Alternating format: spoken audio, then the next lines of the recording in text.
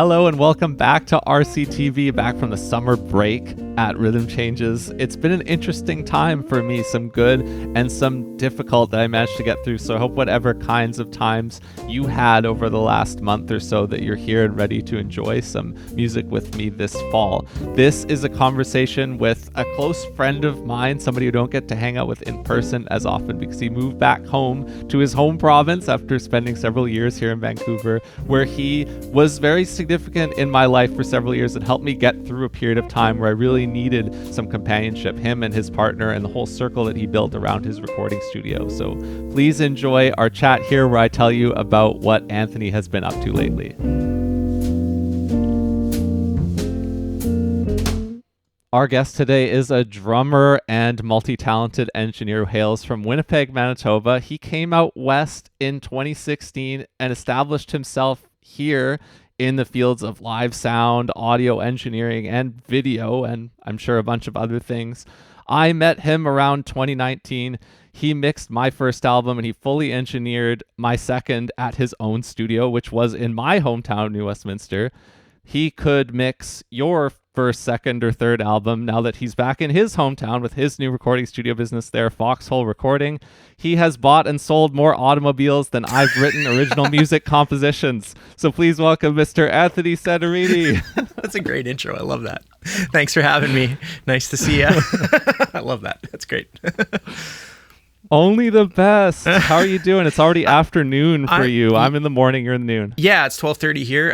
It's good. It's been a nice day. It's sunny. It's beautiful. I went and got a fresh haircut for a podcast, and there we go. That's wow, been my day so far. I definitely did not. I've been letting mine grow, and it was getting to a point where I was like, probably time to go back to what I know and what looks good. Now I'm trying to remember if you ever had a really long hair rock and roll era. Yes. Oh yeah, absolutely. From 2010 to 2022, and then unfortunately age started catching up to me and I started going bald. So it's time to chop it all off, and I've been kind of doing the fade thing to hide it ever since. So that's funny that you say until 2022, because of course that overlaps with the first couple of years when we became friends. Totally. And I didn't think of that as being super duper long, but I guess it was in the grand scheme of things. Yeah. Yeah.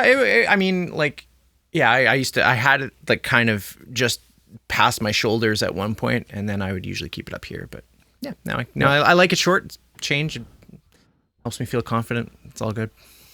We could save this one for off air, but Vez and I were rifling through our old passport photos, and there's a crazy photo of Vez with super long curly hair. Awesome. It's unreal. Well, we'll compare passport photos because I've got some good ones too. Okay. Yeah. Yeah. So you were talking to me about how you've been renovating Foxhole Recording, which is your new space, and it's still a work in progress. When you do something like this, you go all out, you give it 110%, and you make it the way you want it, and you take photography. That's your own photography on the website, right? Where you're showing off the cool new space. That's right. It looks great. Thank you.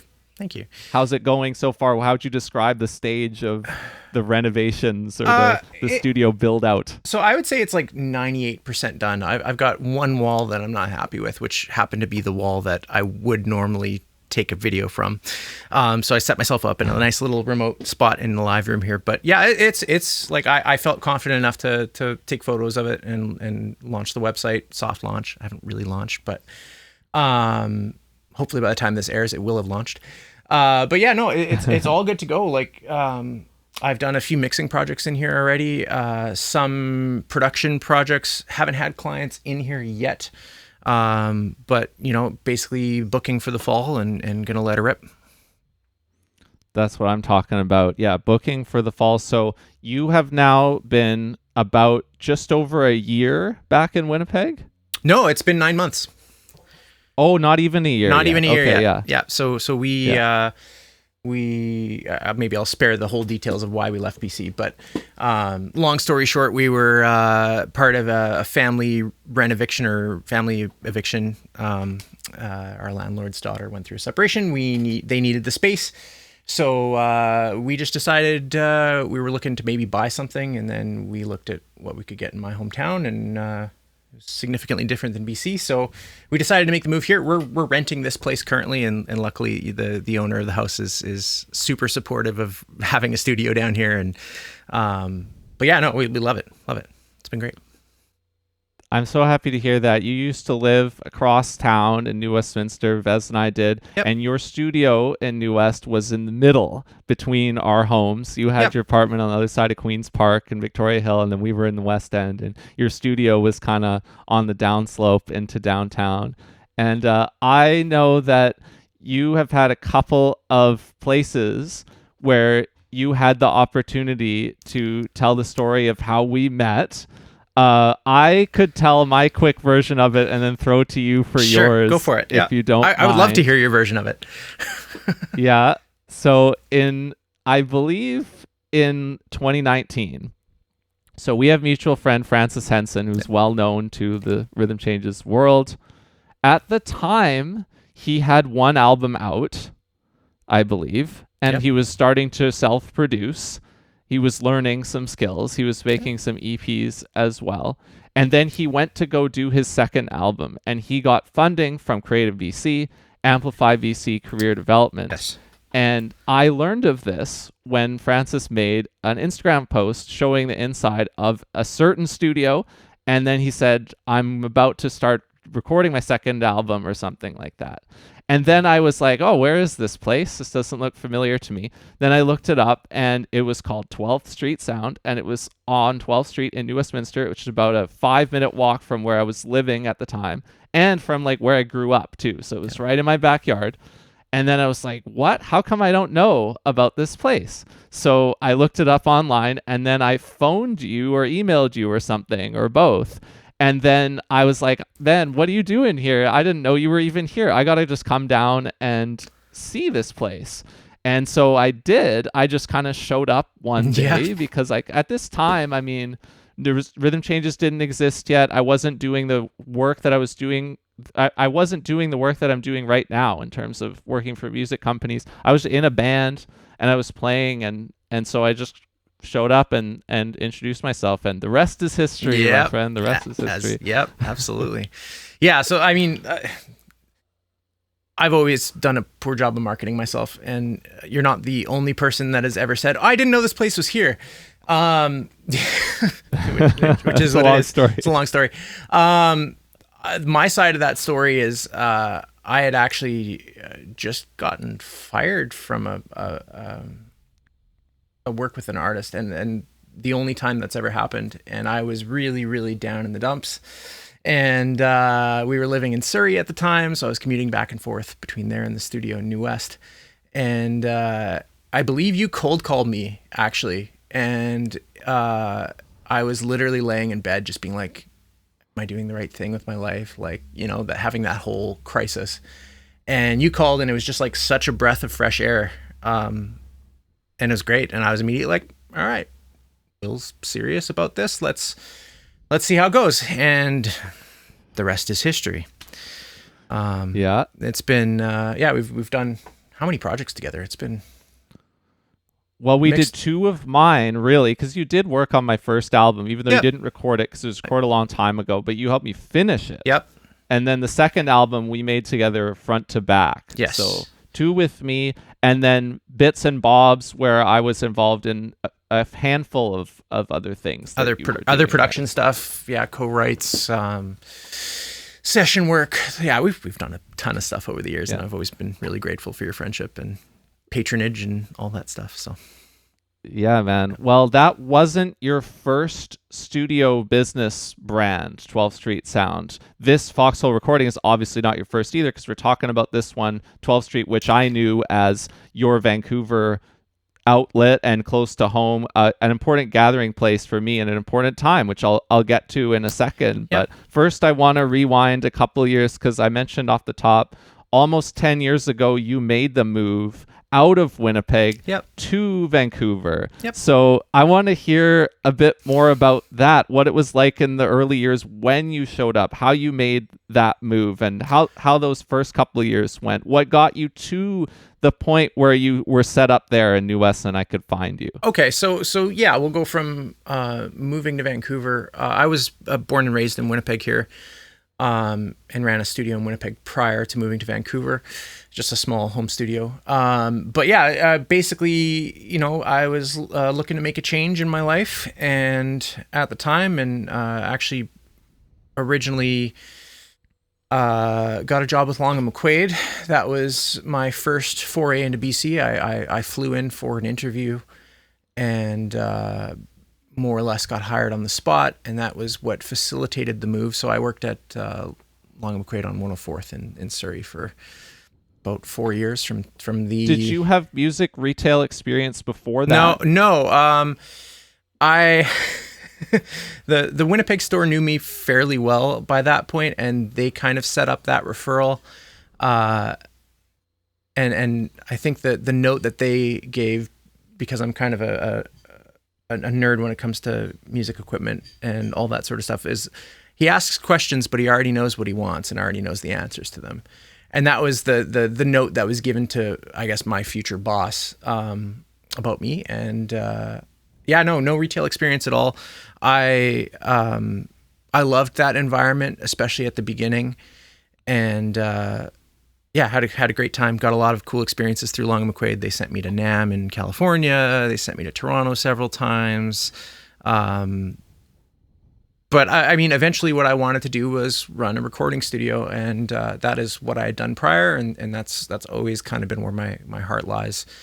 So I'm one day I was in the store, and a South African fellow named Dylan walks in, who I didn't know at the time. He's now a very, very dear friend. And we just kind of started chatting, and we talked for like 45 minutes about studio monitors and just the world of studios and all that sort of stuff. And at the end of the conversation, he's like, hey, you know, like, I've gone to other stores since I've been here, and you're kind of the first person that really gave me the time of day. I'd like to connect, and, you know, let's stay in touch. And so we did, and you know, like I said, he's now a dear friend. Victoria was his daughter's, my partner Victoria was his daughter's babysitter at some point, and, you know, we've stayed with them when we come back out to Vancouver and all sorts of stuff. So we're really, really close with their family, and again, grateful for them. But yeah, we stayed in touch, and then I think I added him on Facebook. And one day in January of 2017, I hope I got that right. I think I've got that right. I saw him post a status about building a new space in New West. And I was like, oh, New West is not, you know, not too far away. Maybe I'll just kind of be like, hey, maybe I could rent a day a week or something like that. And long story short, I ended up joining that, and that was the beginning of 12th Street Sound. And we had other business partners at the time, and over the next year or so, I kind of got more and more involved in the business, and eventually ended up taking it over fully. And that's the studio. That's where it started. And I was there for 8 years. Now let's get Rhythm Changes specific here too. When you were working at Long McQuaid, can you talk about some of the musicians whom you met while you were working my goodness. there, whether they were co-workers or customers? Oh, geez. I mean, there was that whole Cap crew. So there was Trent Otter, and through that I met Francis Henson and Dean Thiessen, and I actually met Dean through you, I believe. Cordelia. So long ago now. I met pretty much everybody that was straight out of university at that time. They were probably teaching at Long McQuaid or subbing at Long McQuaid. So I was there, interacting with Karen White. Jamil Chain Haddad. Yeah. Probably. Yeah, Jamil for sure. Tons. It's been a while. But yeah, pretty much anybody that was at Cap at that point, I was interacting with at some point. That's how you met the people who we would end up having in common. Yes. Even though we didn't have other people in common or other avenues. Yes. Yeah. So, I mean, I think it kind of started with Trent. And Trent, I think, was the first person in the studio of that group of people. And then it just sort of, for a couple of years there, the referrals were endless, and it was awesome. But yeah, great group of people. Because also your musical background as a musician was very different than mine. Mine was oriented around jazz and school, and then I later found my way out into the real world with a folk band, and then came back to jazz. Yours is very different. Yeah, so I mean, I'm I guess I would be known as the rock guy, right? Like I am fully self-taught. I did a small internship at a studio for in Winnipeg years ago. We're talking like 08, 09. When I was really young, and in another kind of rock, Americana, roots oriented studio here in Winnipeg. But yeah, I mean, I've played in rock bands. I've done little touring, but certainly had the desire to, and mostly have been focused on things that are very, very loud. So the jazz world, when I started doing your records, was fairly new to me. But I kind of took, as long as you take a sound technical approach, I believe you can record anything and mix anything. And as long as you're willing to listen and learn and be aware of some of the, trends in music and all that sort of stuff, it all starts from the same place.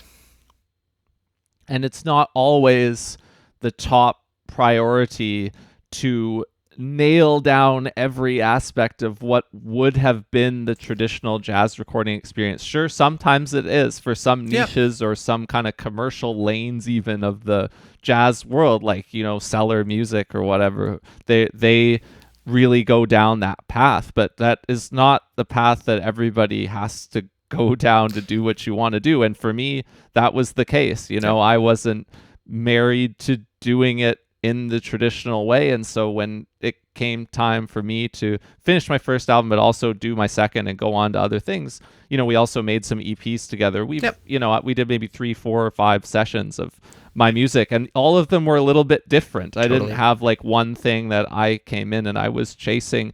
You enabled me to try things a lot of different ways because you are in your element in that space. It's a small space, and all the gear like the back of your hand, and you can try anything, you can deploy anything. That's something that I always found cool about your approach. Thank you.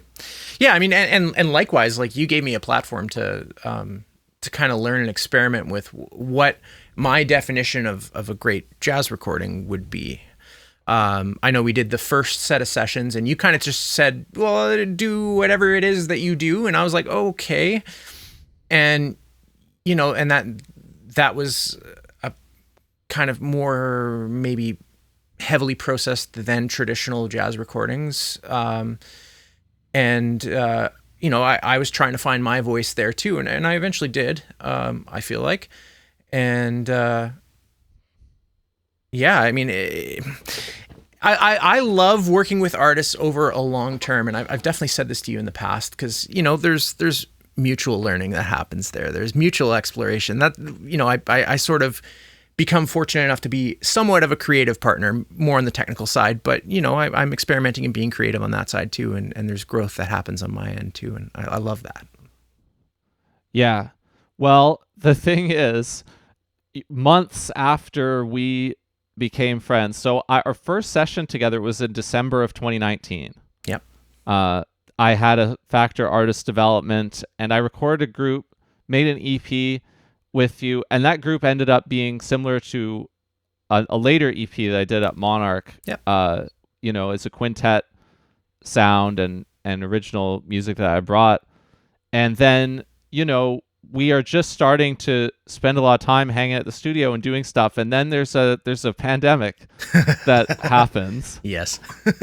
And so then 12th Street Sound kind of becomes, like, for me, like a home away from home during the pandemic. You would have a different sort of relationship to this because it's already your second space. But I imagine because of the vibe of that time, when we would be going down there, it was like it was felt like one of the only places where we could regularly get together with people, especially in that first 6 months or so, when, there was more trepidation than outright restriction. And it, just the fact that this studio was between us and it, central for us, not necessarily for everybody else, but like it was a place where we actually knew we could get together. And it's like we had only been collaborating for like 3 to 6 months at this point, and already I felt like it had this important kind of role. The COVID was such an interesting time for me and for being a business owner. I'll kind of maybe walk back a little bit to the first couple weeks of COVID, because there's a lot of stuff that happened on my end that kind of allowed it to become that space too, because it ended up being all I had left.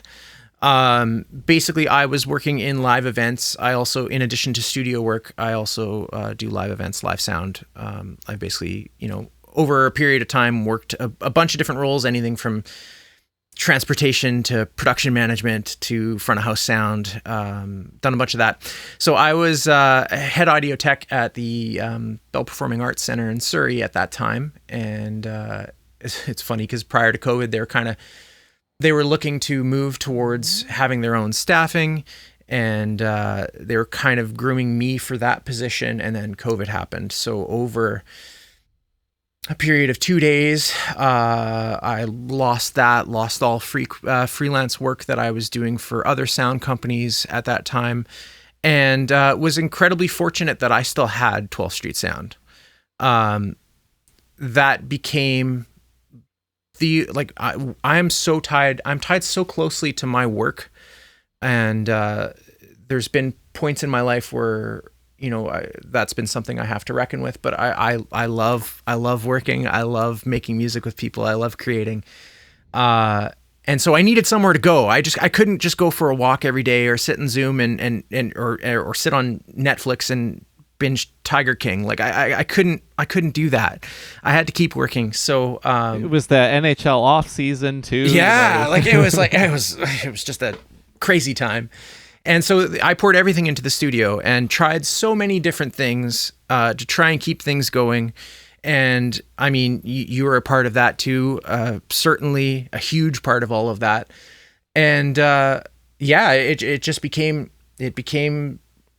the only place I could go and do things. So I was really, really happy to have yourself and a few others that were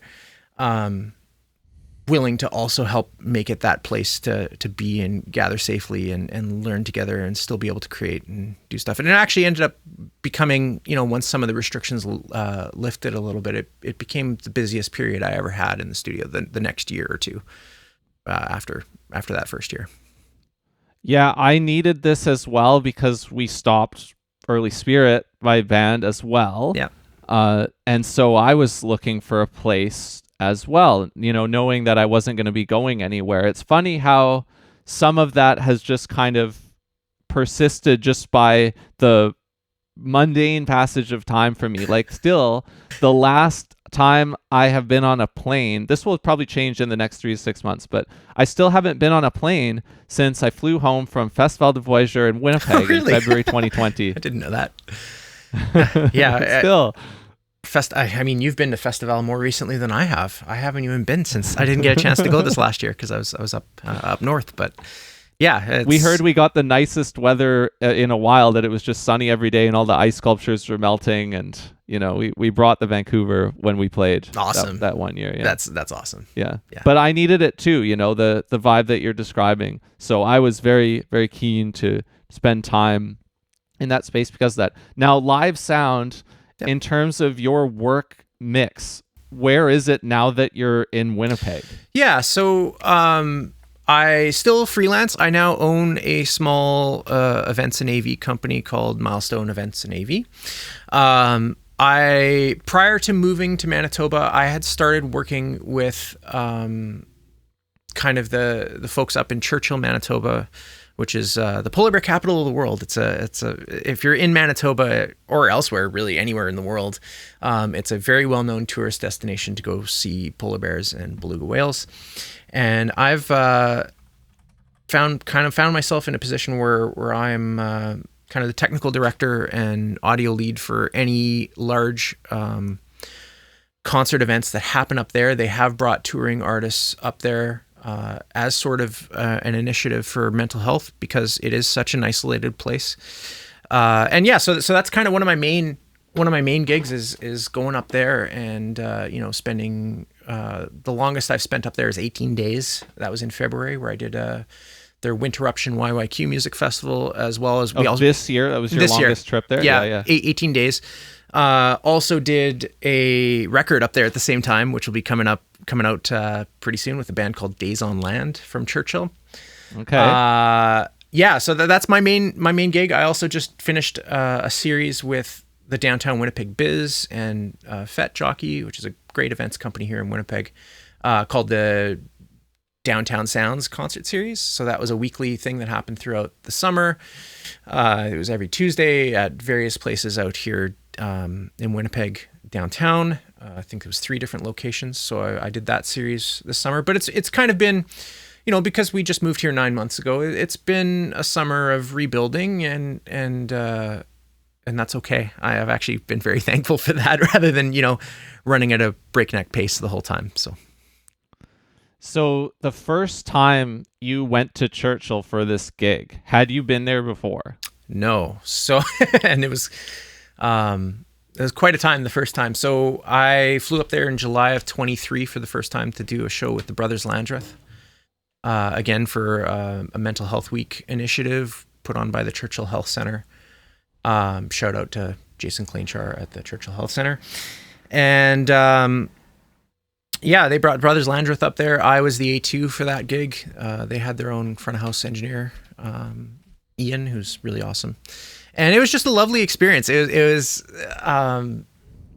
Churchill is... Did you go by yourself? No, I went with, at that time, I was up there with my other friend, Jason Podolsky, who is a great luthier in Winnipeg. And we both went up there together, and he kind of showed me the ropes, because he'd been doing the gig before I did. And I'm very thankful for him introducing me to everybody up there, and kind of, putting in a succession plan there a little bit.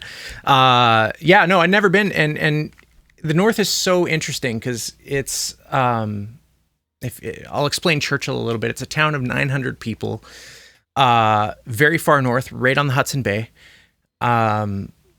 Because of the threat of polar bears in the town, everybody keeps their cars and doors unlocked, in case there is a polar bear in the town and you have to escape from it. You jump in somebody's car, and that's how you escape from it. It does have this huge complex in the middle of the town, because it used to be a military base, and they built this complex in the 70s, 260,000 square foot complex in the middle of the town, expecting all the people from the military to stay there in the 70s, and then they all left. So now this town of 900 people has the facilities of like a town of 7 or 8,000 people. Okay, this could be a dumb question, but how did they get there back then? Like, were there regular flights? Even so, that was the only way, right? That's the only way. So there's no road up there. You have to either take the train or fly in. At the time, there was like basically a military base with an airstrip that can, run a 747. So it was missile testing and some Air Force, I think. I might be a bit spotty on that part, but there is definitely, some missile launch facilities and stuff up there for testing and all sorts of stuff. It's really cool.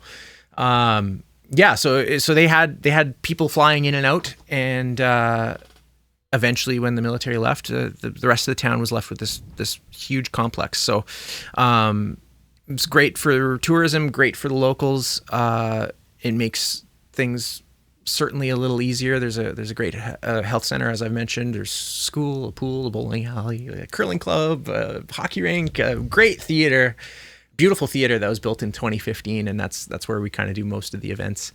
But that first event was in the curling center and the curling club, and it was big loud room with a bouncy castle and the Brothers Landreth. It was a great time. It was awesome. Brothers Landreth are another musical background link we have, because huge inspiration to us and so many bands that were like my band in the time that we've been doing it. And then like it was cool. Have you heard this year, actually, he was my first RCTV guest, Curtis Noasad. Oh, really? His album, Joey sings and plays all over that album. I went there for his album release, and Curtis is a lovely guy, as is Joey. They're both lovely people. Yeah, and that record slams. It's awesome. Like it's a great album that again is like folk and jazz kind of singer songwriter influence on it as well. That's right. Yeah, you went to the release concert in Winnipeg. Yeah. Yeah. So your first trip in 2023, you've been back multiple times since then. I'm going again a couple times before the end of the year, and I think those will be trips 6 and 7 or 7 and 8, something like that. So I've been there, it's usually 3 or 4 times a year at least. And yeah, I love it there. That place was definitely part of the reason we were happy to move to Winnipeg, to be closer to Churchill. I absolutely love it there. It's I think clearer when I'm up there than anywhere else. It's beautiful and calming, and people are great. So what kinds of extracurricular activities do you get to do when you go sometimes? I've done a bunch of amazing things. There's been some dog sledding.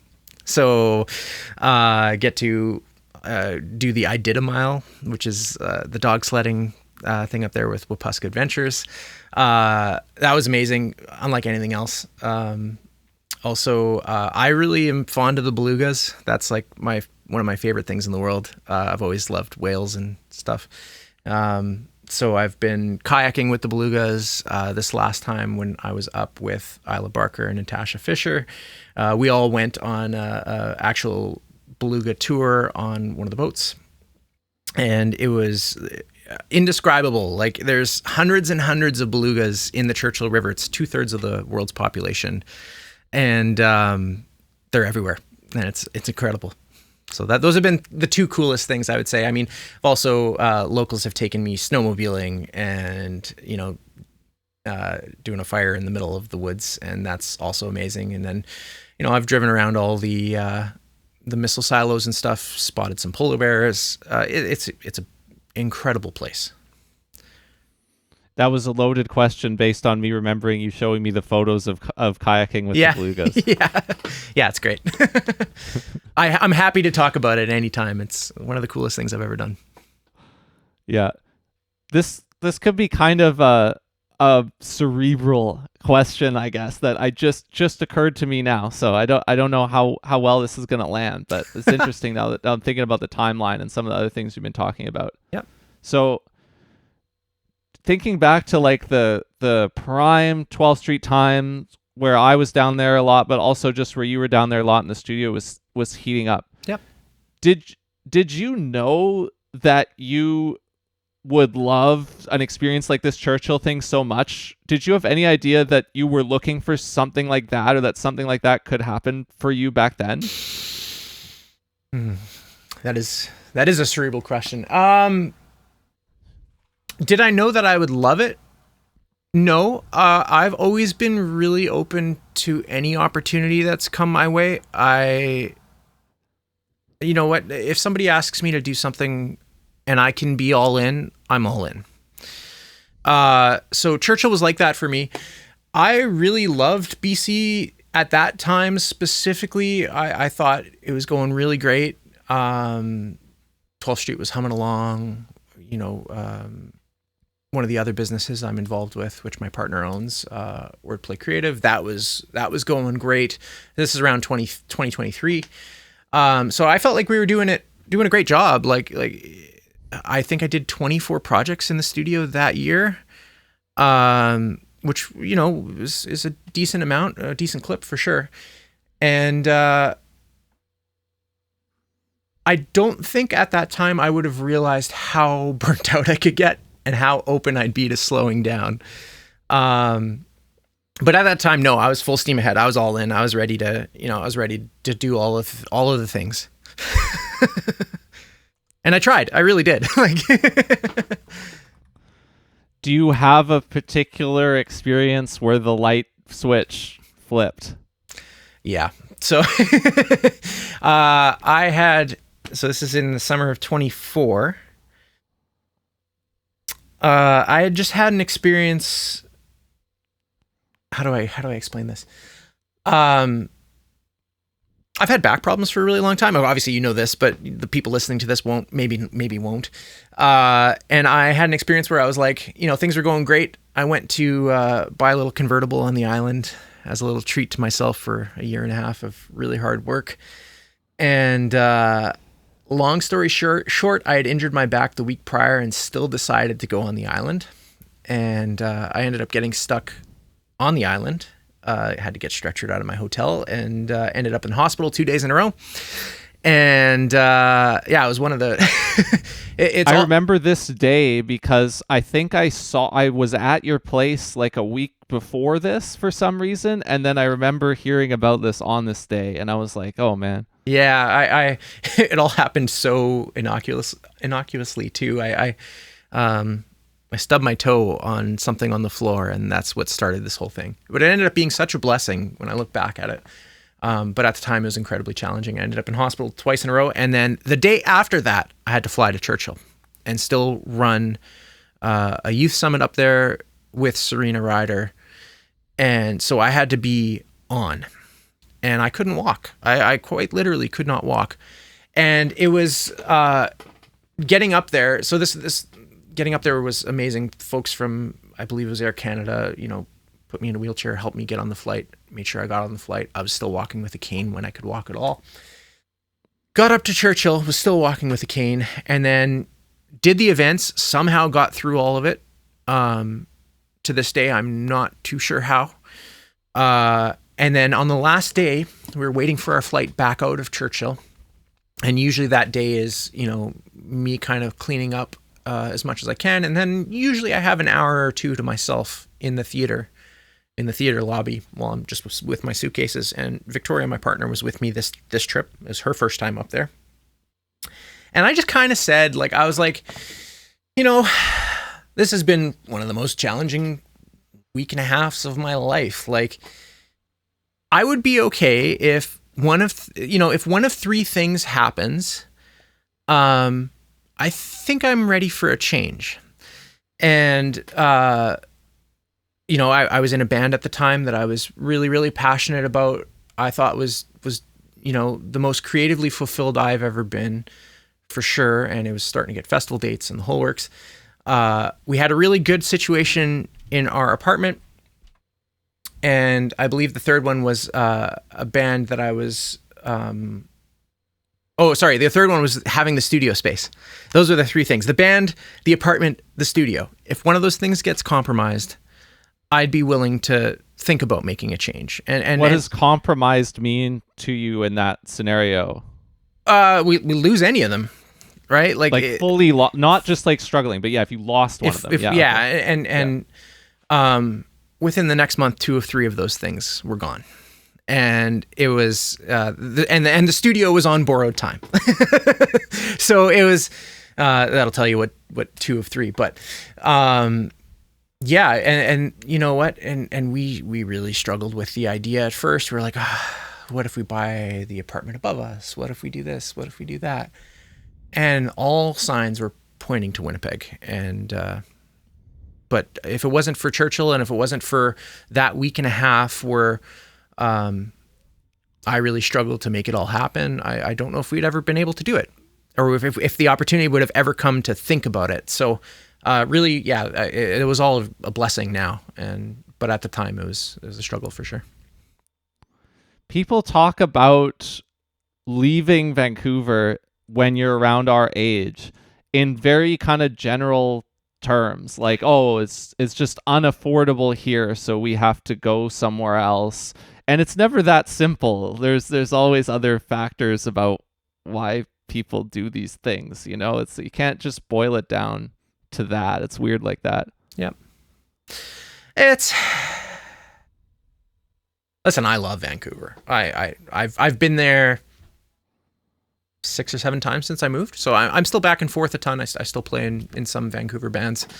I love it. I love it. But in my case, the reality was I was working so hard to live in Vancouver that I couldn't ever do anything that I wanted to do that made me fall in love with Vancouver to begin with. And no matter what, it always felt like there was another hurdle. So, you know, as a business owner, something happens and the overhead goes up, or, you know, and that's not a deal breaker on its own, but when it all compounds, it becomes pretty restrictive, right? And then big events happen that we're like, okay, how many more little hits can we take, right? Like it's time to do something different. Yeah, it's a different lifestyle, right? Like I people talk about the Vancouver grind, and it really is a thing. It absolutely is a thing. And if you're willing to live in a condo and do the grind and all that, more the power to you. Like I thought I could do that for a long time, and you know, but growing up in the prairies, you kind of have a specific way that you think about life, and normally it's a single family home, and that's ultimately what I picture. So trying to get there in Vancouver was incredibly difficult when a house is $1.6 million for a teardown. So yeah, that's a very, like, unaffordable is a very vague term, but yeah, it's definitely like a pressure cooker. I still love it, but it's a pressure cooker for sure. And so would be Toronto for sure. Maybe not any other city, but for sure both of those two in terms of Canada. Yep. Yeah, and I we have a lot of we actually have some friends that have moved from Vancouver to Toronto because they feel like Toronto would be easier. That's crazy. Yeah. but you know, like there's a lot of factors that go into that. Their families there. So yeah, of course it's easier, but yeah, to an outsider, somebody who comes from a prairie city, yeah, Toronto and Vancouver are the two that you always kind of, they're the mecca of Canada for somebody like me from the prairies. And they are, the barrier of entry for both is only getting higher, it seems. So yeah. And that's why we're so tied. We're more tied to here than ever because both our families, you know, Vez's and my family, both sides of our family are all here. Yep. And if it weren't for that, it would be a lot harder and there'd be a lot more incentive to go and look elsewhere. Totally. But it's like that has increased, if anything, not decreased in the last 5 to 10 years. So we're more rooted here than ever, and we got to figure out a way to make it work, which involves like renting from family members and spending time with each other in that way. And it's not, fortunately at this point, it's not like, oh, if we didn't have this particular setup, we'd be screwed and we wouldn't be able to stay here. Fortunately, that's not the case. But, you know, the incentives are aligned to keep us here in a certain way. And if that weren't the case, then, you know, and especially I'm thinking for you, it's going back home. So there's that layer of it as well. Yeah. So, I mean, and I do feel like, you know, I mean, that's when I talk about those three things. It was similar for us too, right? Like we had things that tied us to New West specifically, but the Vancouver area. And we felt like those things were really good. And anything that wasn't those things would be difficult. Coming back home is its own experience for sure. I mean, I'm an only child. So same. Yeah. So, my parents are certainly happy to have me home, and they're getting older too. And my mom has some health challenges that you know make accessibility a need, and you know she needs help with mobility and all sorts of stuff. So, it has certainly been really nice to come home in that regard, and you know be able to. There's a certain element of when you're far away from home, you kind of feel helpless. Like you see your parents getting older, and you see them struggling, and you see them going through their own challenges, and there's not much you can do because you're 2,300 kilometers away. And so it's been nice. Like we've helped my parents move. My parents were in an apartment that I thought wasn't ideal for them. It was not wheelchair accessible, which is not a concern right now, but will be in the future. It was old and smoky, and just like, you know, in Winnipeg, there's no reason really to stay in that position because there's there were plenty of other apartments around the same price that didn't have those things. But them being on their own and with mobility challenges, it was hard for them to move. They stayed in that place since the year I moved. And so we helped them move to a nicer place that's 3-4 minutes away from us, here in the Transcona area of Winnipeg. And that's just like a way better situation. I could have never done that from afar. Like it would have just been far too difficult. And at the time they were also resisting it because they're like, it's going to be far too difficult. So in that regard, it's really nice to be back home. I am living in a very different area of Winnipeg than where I grew up. So I don't feel like I've got baggage from the past, really. And Winnipeg itself as a city has really improved in the last 10 years. Like it's crazy. There's lots more amenities, lots more cool things to do, really great businesses, some of the best coffee and food in Canada. It's great. It still has some things to work through for sure. The roads are still awful, and it's but hey, the Jets are good, and it's great. It's my hometown. Your hockey team provided, in my opinion, the greatest moment of the previous NHL season. Now, were you in the building for I was that there. one? You were. I've never Yeah. screamed so loud in my life. Yeah. I literally. I'm surprised you have any hearing at all left to do your job. It was, yeah. It took me a couple days to recover, and I did not mix the next day after any playoff games. I will say that. So this For was sure. just to back it up for those who are not hockey degenerates like you and me. Yeah. Because I have always searched for both music and sports nerds in tandem, and there aren't as many as you would think. And so when I find them, I tend to hold them close. Yeah. But likewise. this was Game 7, Winnipeg Jets, St. Louis Blues.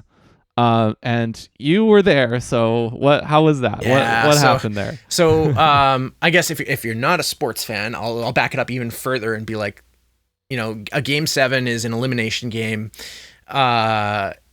You lose the game, you're out. You win the game, you're in. So it's, yeah, you know what? The beginning of that game, the Jets were down and 2-0, I think, to start. And unfortunately, Connor Hellebuck was not having a great game, our goaltender.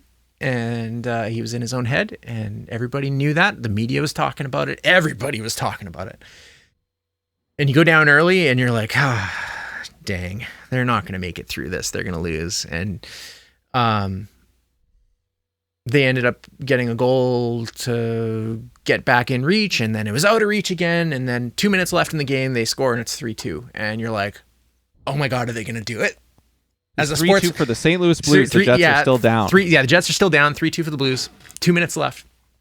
And everybody in the building has hope suddenly. And Winnipeg is such a sports community. If you're not from Winnipeg and not a sports fan, I'll quickly back it up and give context to that. Winnipeg lost its team for 15 years, and then they came back in 2011, and the whole city just exploded at that point. So Winnipeggers, especially in my generation, are so, if you're a sports fan at all, you're so tied to the Jets because you lost them. And as a kid, you grow up and you have no NHL team, and then you suddenly do. So 2 minutes left, and you're like, oh my God, are they going to do it? Is this going to be different? And the timer just keeps counting down and counting down and counting down. And there's like 16 seconds left. And Adam Lowry digs the puck out of the corner and gets it to Ehlers, who fans on it with 8 seconds left. And everybody's like, oh no. And then he gets the puck again, somehow passes it across again. Connor passes it to Perfetti, goes in the net with 1.6 seconds left, and the building just explodes. Like it was the loudest thing I've ever heard in a group of people other than maybe the day that they came back. And it was like the latest tying goal in Game 7 history. So over 100 years of NHL history, that was the latest tying goal in a Game 7. It was incredible. And they ended up winning the series, and it was, definitely a highlight. I feel so happy I made the plunge to get tickets. I'm now a half season ticket holder, and that game alone was worth whatever money I've paid for the next 10 years. So yeah, it was awesome. And that's welcome back home. That's months after you moved back. Yeah, that was in April, I think, right? Or May 4th or something like that. Yeah, so we had just gotten back, and that was Winnipeg at its best, in my opinion. Was that whole series and the next series and all the whiteout parties and stuff. So downtown Vancouver doesn't have these parties anymore, but Winnipeg does a street party where there's 5,000 people plus the 15,000 in the game. And it's about the most lively Winnipeg ever gets. And it's everybody's dressed in white, head to toe. Everybody's doing, crazy outfits. To me, it's Winnipeg at its best. So I wonder why Vancouver doesn't have those parties anymore. Yeah, about that. Part of it is the same year you were living in Winnipeg and the Jets returned, the same year in Vancouver, something happened where I had to get back home from downtown back to New West relatively quickly. Yeah, what was your experience? Like, were you downtown when that all happened? When that all happened is the key distinguisher. I was downtown for Game 7 2011 Stanley Cup Finals. Mm-hmm. I did not stay till the end, which was fortunately very easy to do because the final score was 4-0 for the Boston Bruins in that game. So I left with plenty of time on the clock to go back home, and thus I did miss the riot and miss the chaos, which I'm feeling very happy about. I've probably told you this story before, but that was the only time my teenage rock band was on tour, and I was in Banff at the Rose and Crown pub. And the band house at that time belonged to a very big Vancouver Canucks fan, like a couple that were just like so into it. Every room in their house was Canucks stuff. And I remember playing our gig and we got pushed back because of the game, and that was fine. Came back and they were just crying on the couch. And I'll never forget that. As long as I live, I'll never forget that. That was like heartbreaking. And I was like, and I, just having gotten our team back earlier that off season, I was like, yeah, I get it. I understand. Yeah. But of course, I'm not a diehard Canucks fan. I'm a Toronto Maple Leafs fan. And so the impact of it, yeah, I know. Thumbs down over there. I was a little more muted than it could have been. I was a little bit more passive in my Obviously, I was still rooting for the Canucks, and I was very excited.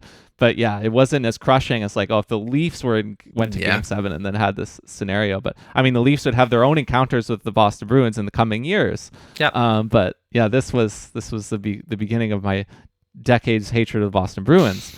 But yeah, that's kind of what went down in 2011. I mean, I was just finishing grade 11.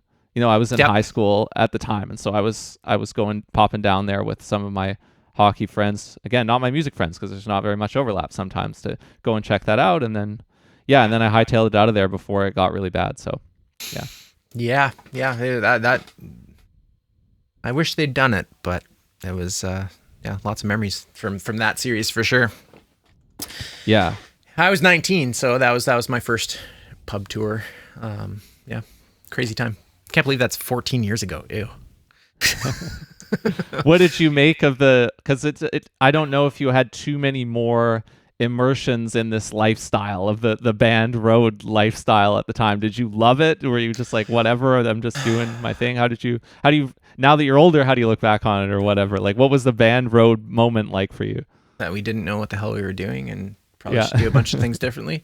So I've never been, I've always been on the behind the scenes side, not so much as an artist, with a couple small exceptions, but no, I mean, I loved it. That kept me going for years after, and trying to, I'd still love more experiences on the road. I'm at this point, I don't think I could live in a van and do it, that way. But yeah, I mean, I've always been, for especially the first part of my career, I was a musician first, and it only, it was later where I started to understand, I actually really love the producing engineering side. So me at 19, we were just, I was still getting my recording chops, and I thought I was going to do all of it. I thought I was going to produce and engineer our own stuff, and then we were going to go out and do all the road thing. And I was booking the tours, and Yeah, it was a lot. But you got to learn it, right? Like you got to have those experiences. You got to figure it out. But no, I haven't really done that much touring since. Like it's never been in the cards, and that's okay. I mean, I've done plenty of, like I said, the fly-in stuff to the north and back and forth to Vancouver. But no, as far as spending 6 weeks in a van or 6 weeks on a bus or whatever, no, I haven't really done that. But I want to. I still think I got gas in the tank. I still think I could do it. Neither of us have a university degree. I often feel like the ship has sailed. I don't really think about going or going back, depending on what you want to call it, and doing it. Do you ever? No. Yeah. No. I off and on over the years I've thought about doing a business degree. But then I've already the sunk cost, right? Like I'm already so deep into what I'm doing that it doesn't necessarily make sense for me to go back at this point, unless it was for my own curiosity. I'm at the point where, so I'm 34. I'm at the point where I'm probably not going to make a drastic career change, I don't think, in my life. Obviously, there will be pivots as to what I do and what I don't do, as there have been in the last 5 years. But I don't see myself going and getting a law degree or going and, going and doing computer science or programming or like whatever. Like, I don't really see that in the cards for myself. Never say never, but yeah, I don't think about it much at all. I'm pretty happy where I am. Yeah.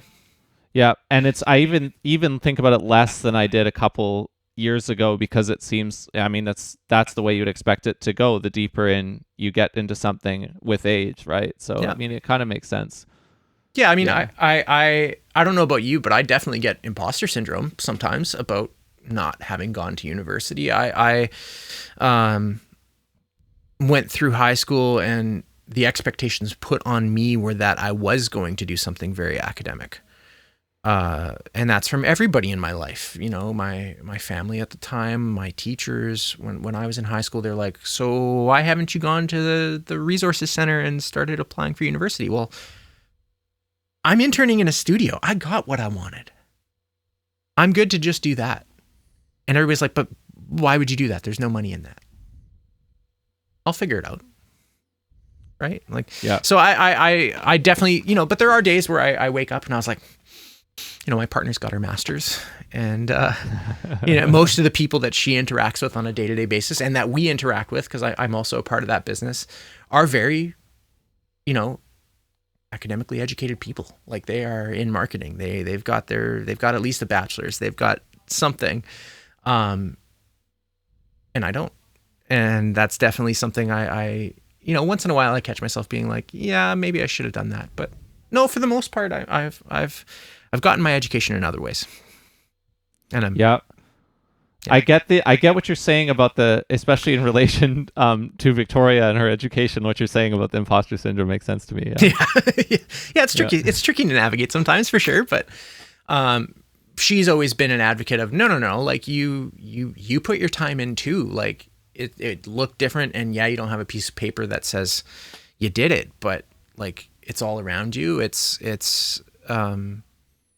in the work you've done. It's in everything. That's your education. And I'm like, okay, well, cool. I can deal with that. I suppose you're right. So she's always been really excellent at walking me back when I have those feelings, for sure. And just kind of talking me through them and making sure that it's, that it's okay. We also both have a very strong preference to work for ourselves, and we are willing to trade off a lot of other things to do that. Yeah. I love being an entrepreneur at this point. I mean, I've still worked for other people off and on, for sure. Being an entrepreneur is such a huge part of my identity. When I think about just how some of it is impressed on me, right? Like I said, I do have back issues. When I have worked for companies in the past, and we've kind of already talked about that, but it was, that was something to navigate for sure, was my own health and how I felt on a day-to-day basis, and making sure that I was at work every day, no matter how I felt. When I work for myself, I don't have to do that. If I need to take time for myself to lay in bed for 2 hours extra and, let an Advil kick in before I get up, I can do that. So some of it's impressed on me for sure. Like that's the way I choose to live, because that's honestly better for my health, better for my physical health, at least. Mental health, well, entrepreneurial journey is its own thing, but for my physical health, it's certainly better to work for myself. I also just love it. Like, I get to pick and choose what I do, and create a legacy, and maybe be a little bit more impactful one-on-one with people than I could if I was at a traditional job where, I can be creative on a day-to-day basis on my own. And I mean, Vancouver definitely helped light the fire even more under me to be an entrepreneur, because there was that pressure. So I always felt that I could make bigger strides working for myself than working for somebody else. I also, in the company life, would be promised a promotion and then not see it happen for 3 months, 4 months, 8 months, 10 months. Whereas everything I do on my own is merit-based. I live and die by myself and the people around me and the people that, I network with and my relationships. But ultimately it comes down to how I carry myself every day. And I like that better than working for somebody. Totally identify with that. Were you going to say, like, when was the last time you had like a job? Yeah. Cause I remember, like, how long have you been an entrepreneur? What do you consider the beginning of your entrepreneurial journey, I guess? Well, I mean, the funny thing is I had a day job last year in 2024, kind of strategically. I hit a low in terms of, like, I lost my one big client, which was also like my first label services client in the fall of 2023, and I really needed the work. So I got family network-based referral to a company where I got to have like an office manager job for a year to get resituated. And then I found enough label clients and stuff by the end of the year. So right now, I mean, I'm working, my biggest client is a label, but I'm working with like labels and venues and presenters. Nice. In terms of who I'm working for. But I got enough clients within the year 2024 that I left at the end of the year. And those guys at that company, especially because it came through like someone who knew me from family, like they knew who I was. So when I told them I was quitting, they were actually like, "Congrats, bro." They were like, excited for me. So it was great. And that's awesome. Like, I've had to do that too, right? Like when I moved to BC, I worked for Long and McQuaid for 4 years. I also, there's definitely been times prior to moving here, not necessarily since we've been like landed here, but I was like, if it comes down to it, there are definitely some people in my network that would help me get situated in the same way that you're talking about, right? People who are supportive of your entrepreneurial journey, but are willing to give you a paycheck for, a year or 6 months or 3 months. Which is a tremendously valuable thing, especially when you need it. Absolutely.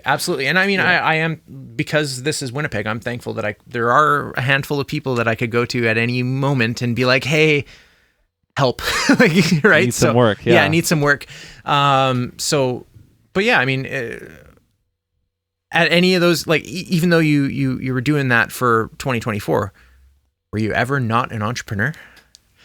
Well, no, and I mean, because I'm 30 now, right? And I can look back across my 20s, and I can see what the chapters are now, basically.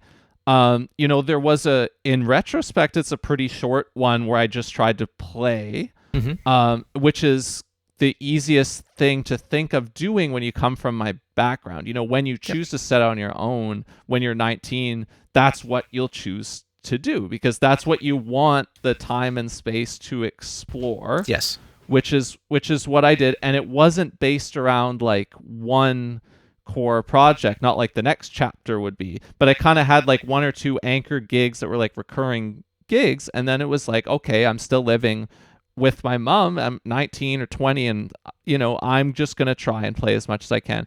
That was a pretty short chapter. In retrospect, it was only a couple of years, because then my next chapter was early spirit, Yep. and associated stuff. So like the North Shore Celtic Ensemble, which had been my anchor gig and stuff, that becoming a larger gig because I'd stuck around for a bit longer. And then, there's more network from there. And so now I'm kind of in this ecosystem, and then I get to go and do early spirit, on the weekends and see what I can do with that. So then there's that kind of era where I'm not like it's not the sideman thing, because I only ended up doing that for just those first couple of years, but it's like, okay, what can I do in this like ecosystem? Yep. And then because of COVID, then there's the big kind of air gap. And then on the other side of it, what I found that I could do was, the services side with working with labels, venues, presenters, and what I could bring to the table were simply the skills that I learned from the previous chapter. Right. Like from trying to start a band and from trying to find work in ecosystem, right? So that, it's almost like those first couple chapters were like my schooling or my education, because they literally were the only thing that I could point to when it came to like, okay, what skills are you going to use to go out there and make money? And now I do enough work for my current clients post COVID that I have that to trade on instead of my past years, right? It's like, okay, this is the work I'm doing right now, so I can go and try and find more of it, which is also very interesting. And you have different views of that as well, because you've done it yourself. You do it with your sort of day business with Victoria as well. You the process of going out there and finding clients is something that you know a lot about. Well, I appreciate that you think that, because I don't necessarily know that I don't necessarily always feel that I know a lot about it. But I mean, all you can ever do is build on the previous chapter, right? All you can ever do is be self-aware enough to learn from the things you've done before and learn how to better them. And like when I was building this space, for example, I took everything I didn't like about 12th Street and changed it. I always felt like maybe it wasn't the most intentional space, even though it became intentional because people there helped it become that. I wanted to make sure this time that all the lighting was there and, everything was placed there for a reason, and not just because I needed to amass a bunch of equipment. As far as which I've done in the past, as far as sales and prospecting and all that sort of stuff, I mean, my perspective on sales has always been the only thing you got to find out is what people want and sell them on the thing that they already want. I'm not trying to jam somebody into something they don't want. I don't think that's ethical. I don't really believe in doing that. But for example, when I was in a music store, if somebody's looking at a guitar, they want it. If they keep coming in over and over for that guitar, they want that guitar. How can you make that happen for them? How can you, and then you use all the tools at your disposal, whether it be incentives or, payments or whatever, you try to help them. All you're there to do is facilitate them getting what they want. So the studio, like prospecting in the studio and sales in the studio is the same thing. I ask an artist what they want, and then I try to find the best way to make that happen for them. Same thing with Wordplay Creative, Victoria's business. It's, if somebody's looking to, rebrand or anything like that, what do they want? And, there's always points where you can identify ways to help them more than they even know. And that's, that's its own thing. But as far as sales, I am not a hard seller. I don't really believe in it, but I just try to give people what they want. I just try to help them. Yeah. One thing I learned that's kind of crazy and that I don't think people teach you, or really anybody can teach you, has to do with like, say you get you're out on your own, you're doing something, or you like get your first gig or your first client, and like, or you're like your main client or something like that. Roughly speaking, that person cannot or will not like give you a raise or a promotion. You're not in that kind of like, I mean, if you could say they did, it would be because like something fundamentally changed, and it's more like you're adding on something totally new, or like you've changed what it is that you're doing, rather than like there isn't a ladder, there isn't a track for you to like get to gain advancement, existing opportunities from like your existing clients. The only way is like to go and find new clients, Yes. and the nature of your relationship with them can set a new bar for like where you want to be. And that's entirely, and like it's not, your new clients will not do that for you. It's like you have to decide who they're going to be, and you have to set the bar. And it's crazy like how hard or weird that is. I love this topic. This is like one of my favorite things to talk about. I've had to learn this, like that, you know, my first client. So when I started in BC, worked at Long and McQuaid, I was like, this isn't sustaining me. I need to creatively or financially, really, I need to find freelance stuff. I have to. And so, I got an emergency call in the middle of November 2015, to do a gig the next day. And I did the gig and it all went wrong. And I hate to not place blame on myself, but it really wasn't my fault. the house tech didn't patch 1-to-1, mispatched everything over by one. So all the inputs. This is a live sound. This is a live recording gig. So they had lost their recording engineer. And I, at the end of it, met the client and kind of had to hold a poker face because they just finished the show, and wrote my rate on the back of a business card. And that rate was very, very low. It was a reflection of what I felt in that moment, if that makes any sense. This gig had just gone super wrong, and I was like, okay, I'll charge you this to fix it. And that rate was half of probably what it should have been at the time. And and I ended up being held to that rate for 6 or 7 years. And I did exactly what you mentioned just now. You have to add services and bill correctly for those services to make up for the fact that the hourly didn't make sense. And I learned that the hard way. and eventually had to have the tough discussion with the client where, listen, I can't work for X anymore. You want to be prioritized time-wise, but that rate doesn't reflect my ability to do that for you. I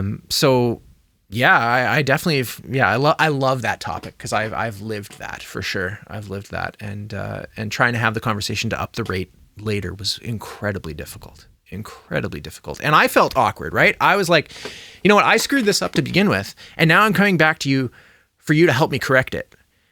That's an awkward position for me to be in versus just saying this is my rate and this is what you should expect to pay me. It was a hard conversation, and in the situation of that client, like, as soon as you have that discussion once, it opens that discussion every time about every service, right? So, in that sense, I've sort of broken the fourth wall or broken their trust in some way, shape, or form where they feel now they should always ask that question. So that's been my experience with that. So I love that topic. I could talk for hours just on that. Sorry, did I miss something? What question that they should always ask? I just want to make sure I'm following. Just the idea that, am I paying you appropriately for this? Or are you now charging me too much because you've upped your rates? Is this the fair market rate for this service? Sorry, I should have clarified that. Yeah. Depending on who that is, though, like that might just be the sign that it's kind of time to move on. Like maybe that's not like a healthy dynamic in the first place. And if you end up there, maybe it's no good. Yeah, and that's sort of eventually where that led, and that's okay. That's that's okay. That's business. Yeah, it's almost like friendships, a reason, a season, or a lifetime, right? So, but yeah, that was business, and I'm still grateful for it, regardless. Yeah, and there's no answers. Nobody tells you what it should be. It's very hard to discover what it should be without several experiences that are less than ideal, right? It's like the only way. Yeah, you kind of have to learn. Like, being an entrepreneur is all about that, right? You kind of have to. You kind of have to learn through doing, and some of that is good learning, and some of that is, I made a huge mistake and I need to fix this. How do I fix this? Can I fix this? And if not, what do I do differently next time? And I've definitely had my share of those experiences too, where I really wish I had interacted with people differently. I wish I'd, written a different rate on the back of that business card. I wish I'd, there's tons of those experiences, and that's part of what leads you to the here and now, and hopefully you're better for it. The crazy thing is you make it far enough, and then when you look back at like some of those ridiculously bad deals, it's like you can romanticize them and be like, wow, can you imagine? Well, I mean, I actually did this. Yeah. And I mean, but also that happened for a reason. Who knows if I would have gotten the same business if I had not done that? Who knows if I would have gotten the same opportunities had I not done that? But yeah, I definitely look back at it and I'm like, yeah. Remember that time I did that? Crazy times now where like I had experiences where things fell apart because like I thought I did something that was really, like blameworthy or whatever. And then like I found myself in a similar situation with different people later, and I'm in a different role and I have a different view of it, and I see like somebody else or some other situation end up in the same place that I was in before, and everything ended up fine or whatever. Like, I mean, it wasn't like if something gets messed up or whatever, yeah, it's a mess up, but like everything kind of life just went on. But like when I was first in that situation was happening to me, it felt horrible. Like it didn't feel like life was going to go on. But then later I had a view of a similar situation, and I realized that it does. And that comes down to, I mean, your own perspective on things, right? Like we all are always, nobody's thinking about our business more than ourselves, and nobody's thinking about our interactions more than ourselves. And yeah, I've absolutely had similar situations where I'm like, how could I have ever done this? Oh my God. And then maybe I don't interact with those people when I could have, and I could have salvaged it. Or maybe it was really not that big of a deal, but I blew it up into such a thing where it was such a big deal in my head, right? Like, and no entrepreneur is ever going to be perfect. Like that's what I've learned being an entrepreneur. I just try to live with my own decisions at the end of the day, and the ones I don't think I can live with, then I hope there's an opportunity where I can fix it later. And sometimes there is, and sometimes there isn't. And I'm open to those opportunities. That's what I try to do. That's all you can do. Yeah. Okay, I want to close in two areas. The first one is cars. You're the biggest car guy that I know. Yeah. Did this start in like your teenage years in Winnipeg? Like seriously, legitimately, I wasn't kidding in the intro. Like in just the like 4 or 5 years where we had all those hangs in New West, like you owned double digits easily different vehicles that you buy, sell, trade. Yep. You said a long time ago now here today that, I went to the island to go buy a convertible. Like this is a totally normal, this is like going thrift shopping for you. It's like a totally normal thing. Yeah.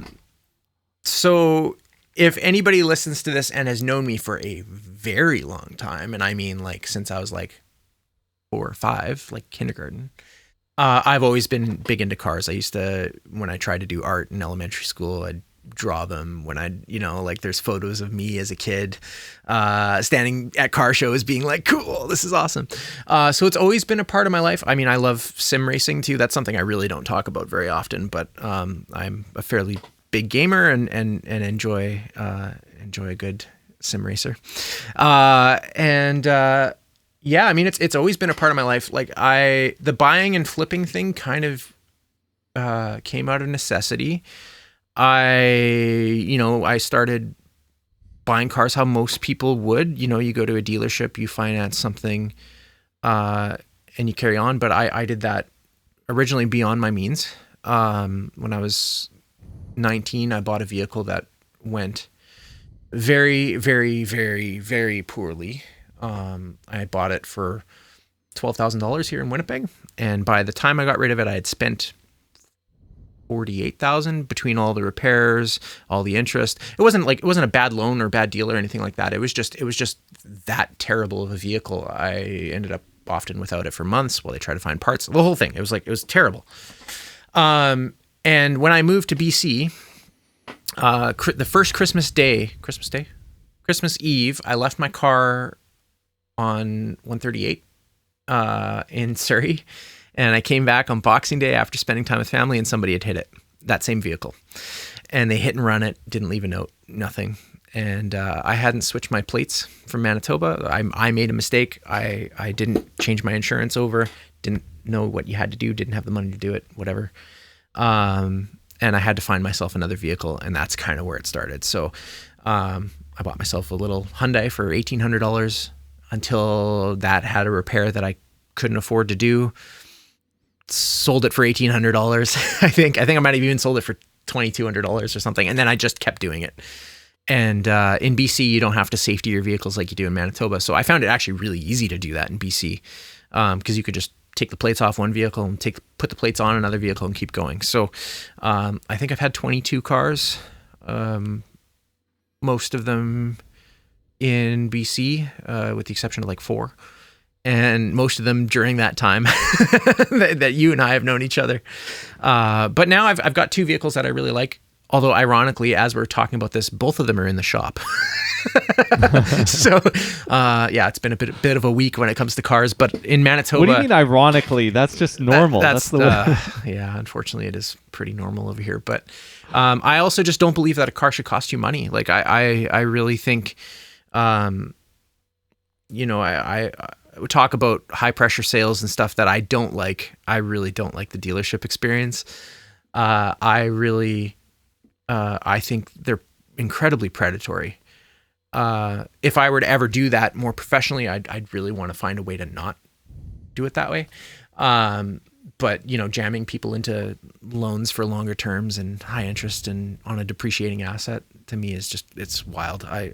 So I pay for my cars in cash. I buy cheap little beaters. I drove I had a little Mitsubishi SUV that I drove for 2 years. I paid $700 for that car. It was great. I was the first of 75 people to message the person that was selling it, and I had to do a few repairs, but I paid $700 for it, and I drove it for 2 years, and it hardly cost me anything. And then I flipped it for $2,700 or something. So I don't really think cars should, there's a certain curve on a vehicle that where it doesn't really depreciate anymore, and I try to buy them all there and just run them into the ground. But I have 2 cars right now that I really like, and they're both older, and that's okay. So I keep driving them. Yeah. So tell the people. So 12th Street Sound. Yep. Where was this studio unit located? That's a great segue. I love that. So 12th Street Sound was in a car lot in New West. Yeah, it was right in the, like, you kind of, you walk through the gate on 12th Street. It's big, long brown building. And there's a car lot right in front, and then 12th Street was tucked away right in the corner. No running water, no washroom, unfortunately. But yeah, I for whatever reason, that seemed to make perfect sense to me that it would be on a car lot. And the car business is not all that different from any creative business, minus the sales part. Like, so you need the same sort of flexible space. You need the same sort of, like, from a pure logistics standpoint, it's not that much different. So the people who owned the car lot were happy to have me, and they actually had purpose built the studio on that lot. But yeah, been around cars, whether I intend to or not, all the time. Yeah, I associate you with that, not just because of the studio location, but yeah, because of all from the so the first car that I knew you with was the Mini Cooper. And then the last one was an Audi SUV, or was there something like that? Or where was that the Mitsubishi SUV? I had a little silver Audi hatchback for a little bit. Oh, I'm mixing those two up. Silver, and then so that one was silver A3, and then I had a little Mitsubishi. I've had so many cars. I don't really can't keep track. It's like guitars for some people. Yeah. Well, I mean, and also that, like, some musicians collect guitars, some musicians collect cars, some musicians collect watches, some musicians do, whatever. But right now I always try to keep a fun car around. So I've got my little, got a little Miata that I really love, And then I've got my day-to-day SUV, and that's good for now. I mean, again, being in Manitoba, the process of buying cars is different. So I currently don't have the bandwidth to flip like I did in BC. And I was never really that big into it. I would drive something for 6 months and get rid of it.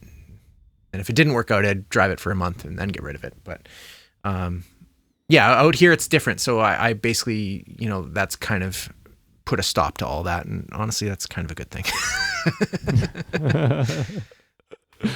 Yeah, and you don't have like well, no, you probably do. You probably have some space to like store them and you could store them at 12th Street back in the day too, but yes. So I had two parking spots, and those two parking spots were always full. Now I've got a garage here. Yeah. So my summer car stays in the garage. Through the winter, it gets parked. That's something new. I really miss all the twisty roads in BC. Oh God. And I miss that I could drive that Miata year round. But out here, that's not the case. And so I park it in November and take it out in April. And it just stays in my garage otherwise. But still have to have fun. Driving is such a huge source of fun for me. I do plan on casually getting into racing and stuff like that. I didn't get an opportunity to do that this year. I missed my last autocross, but I enjoy it. That's like that's me trying to that's the little kid dream, right? Like that's the little kid dream that I want to make happen for myself. So I'm trying my best to get there. That's it. That's all. That's what it's all about.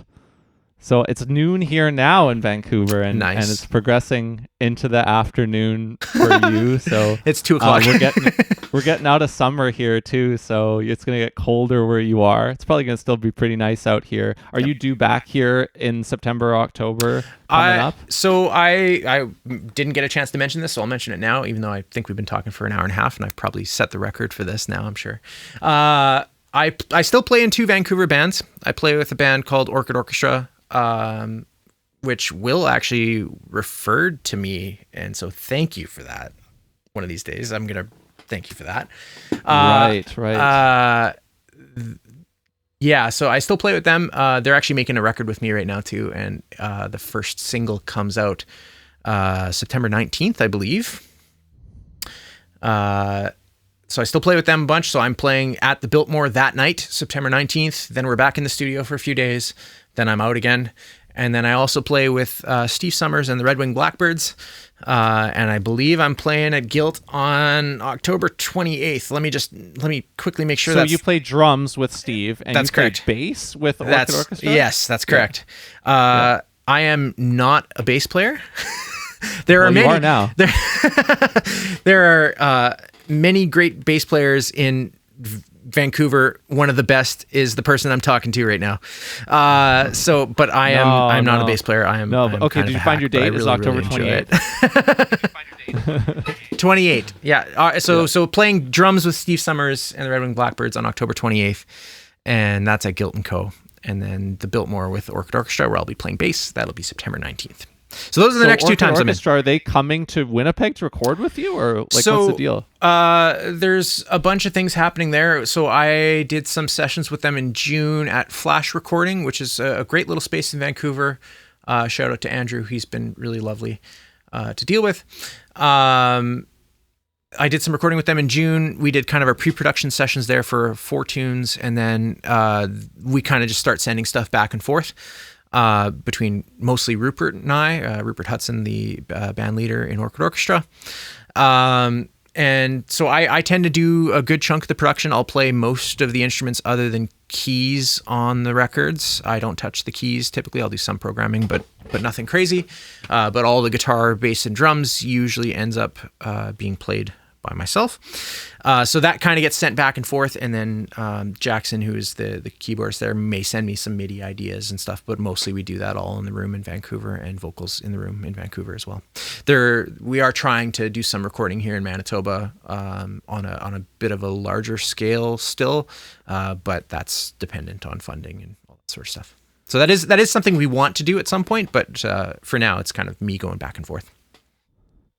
Thank you for setting up this last thing, because I was going to ask this out of curiosity. I'm very familiar, have written grants several times, Creative BC, Record in BC, Yes. for people to come and record in BC. If somebody was to come and record with you, not to put you completely on the spot, you could just say, where do you go and find out more about this? But how would somebody do that if they wanted to come to Manitoba and record with you and get funding? I know the answer to this. So there is a great grant through Manitoba Film and Music called the Produce Out of Province grant. The requirements for this grant are pretty strict, and they do... they're really particular about who gets accepted, but it does exist. And in my opinion, Manitoba is one of the best places to record in Canada.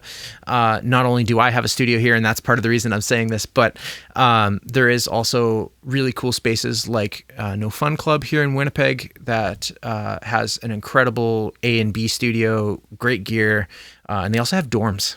So you can stay here and record. And honestly, if you're listening to this and you're like, that sounds fun, I'd love to talk to you about it, because I'd love to do more projects there, and even if it's a few days there and then the rest here in the Foxhole. Obviously, I am now an MFM accredited studio myself, and would happily have people here as well. But I don't have dorms, so you'd have to stay at a hotel. Must love dogs if you're going to spend time. Must love dogs. Oh, shout out to Huxley. Right. Yeah.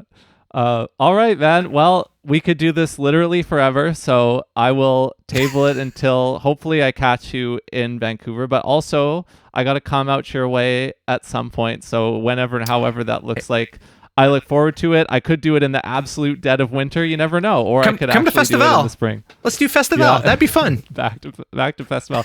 Well, the thing is, I don't think I'm going to make it for this, but the sport that you don't like as much or whatever, but that you should, the Grey Cup is in Winnipeg this year. Yes, it is. So you should be on that Winnipeg Blue Bombers fandom. I mean, they're not going to necessarily make it to the Grey Cup, but the game is going to be held in Winnipeg this year, as it was in BC last year. Yes, and it is again on the weekend. I'm in Churchill. There we go. Yeah.